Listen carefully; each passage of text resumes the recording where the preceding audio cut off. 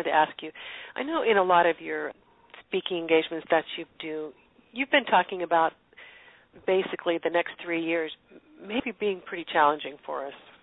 And is there anything in a practical, everyday manner that we can do to, I don't know if I want to say alleviate, or I know we can use the words, correct?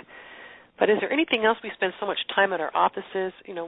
How do we work with our children? It's just, I feel like everybody's kind of waiting for the shoe to drop, and nobody really knows what to do. Well, the other shoe's going to drop because, being real simple, things, you can't take your baggage with you. So things like this broken financial system, these inept world governments that operate from domination and power, that can't happen in the future. All of that is going to fall away. And we're right at a point where you've got such a imbalance in the financial system and greed and dominance and those type of structures that something's going to break. The key is, how do you handle a situation, not at that level even, just in your own personal reality? How do you handle that when it happens?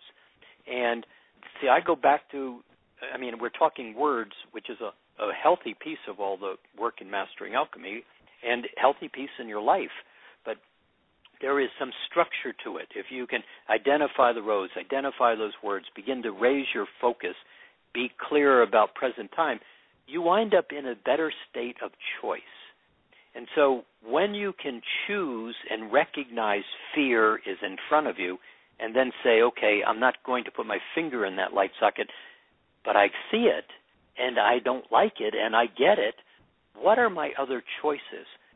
It's in that point you start to make better choices. Now, this is in the process of happening now. So, this is why 5 years ago I started saying, look, there's going to be a time when you want to know these tools. Now it's in the process of happening and you want to know these tools. The challenge right now, just like you've been saying all along is, in this interview, is I want to do this, but what happens when this and what happens when that? One of the biggest words you want to take out of your vocabulary is but. See if you can substitute the word and instead of but. And you start to find that you begin to open up opportunities rather than shut them off with the but. I like you, but. Rather, I like you, and, we could do this too. Begins to be much more opportunistic.